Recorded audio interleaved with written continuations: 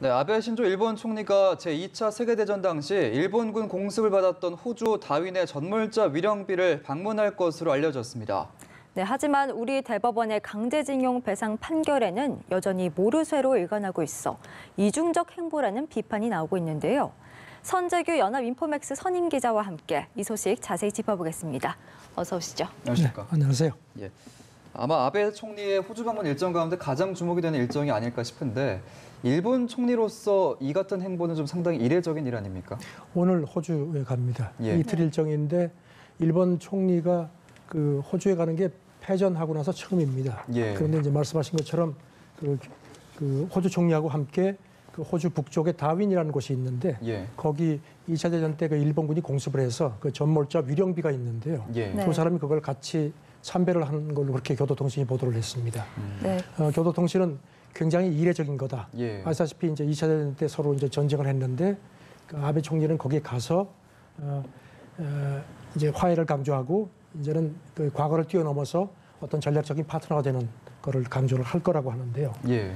일본은 그러니까 진주만 기습하고 나서 한 두 달 후인 1942년 2월 19일 날 다윈에 있던 그 연합군 기지를 공격을 했습니다. 예. 네. 그 이후에도 여러 차례 공습을 했는데 호주 본토가 외국군 공습을 받은 게 그 당시 처음이라고 합니다. 그랬군요. 네, 이렇게 이례적인 행보이긴 합니다만 사실 이런 아베 총리의 행보가 좀 낯설지만은 않은 게 이 몇 년 전이었죠. 미국 오바마 대통령과 미국 하와이 진주만을 방문했을 때도 좀 비슷한 모습을 보이지 않았습니까? 네, 2016년 12월이었죠. 네. 그때 오바마 대통령하고 같이 그 진주만에 가서 그 일본군 그 기습으로 해서 죽은 그 전몰자 그 추모만을 함께 갔었습니다. 네.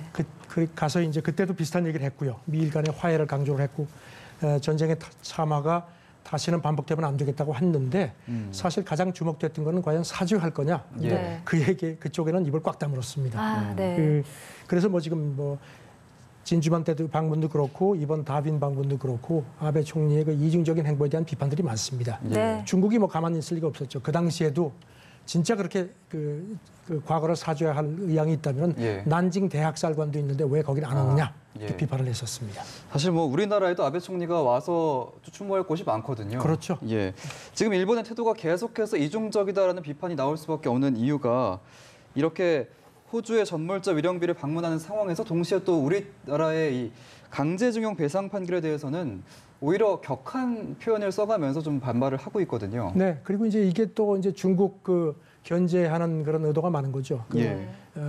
미국하고 일본이 이번 주 초에 그 700억 달러 규모의 그 이른바 아시아 태평양 인프라 정비 기금이라는 걸 만들기로 발표를 했는데요. 예. 네. 이것도 뭐 아시아 지역을 돕겠다는 얘기지만 사실은 중국의 1대1로를 견제하는 거라는 게 뭐 뻔한 사실이고요. 예. 네. 그래서 그런 거고 일본이 지금 지부티에도 해외에는 유일하게 자위대 기지가 있습니다. 예. 원래 그 소말리아 해적 소탕을 위해서 거기를 만들었는데 최근에 이제 해적 활동이 많이 뜸해졌는데도 오히려 거점을 강화하는데 중국도 지금 거기에다가 그 인민군 기지를 설치를 했습니다. 그래서 예. 이것 역시 중국 견제라는 그런 지적들이 많습니다. 네.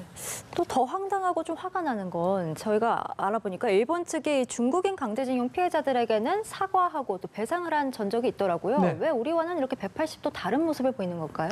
2016년에 그 중국에서는 그 미쓰비시 계열 그사의 그 피해자들이 소송을 했는데 일부에 대해서 사과하고 배상도 했습니다. 네. 그런데 지금 아시다시피 우리 같은 경우는 같은 회사 계열도 있고 또 네. 여러 회사가 있는데 이번에 대법원 판결로 징용자에 대해서 배상하라고 우리 대법원이 판결을 했는데 뭐 그 이후에 계속 지금 비판하면서 뭐 한일 관계를 뭐 근본적으로 뒤엎는다. 이건 네. 이제 그 일본 외무상 얘기인데 계속 반발하고 있는데 이것 역시 이중적인 그런 자태라는 비판들이 많습니다. 예. 네.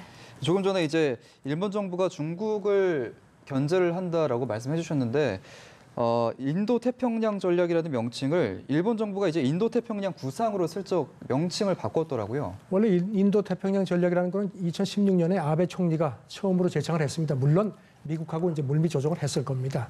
그리고 이제 미국이 이거를 그 좀 거드는 그런 모양새인데 그 여기 대해서 이제 동남아 쪽에 있는 아세안 그 지역 그 일부 아세안 그 친중국 국가 쪽에서 불만이 나왔습니다. 그러니까 안 되겠다 싶었든지 예. 조금 표현을 바꿨습니다. 아베 총리가 이번에도 그 말레이시아 총리를 만났을 때 인도 태평양 구상이라는 표현을 썼습니다. 이게 전략이라는 거는 조금 좀 이렇게 공격적이고 하니까 이제 구상이라는 표현으로 조금 톤다운을 했는데 예. 그렇지만 미국하고 만나서 자기들끼리 얘기할 때는 역시 인도 태평양 전략이라는 표현을 쓰는 걸로 그렇게 일본 언론이 보도를 했습니다. 예. 네.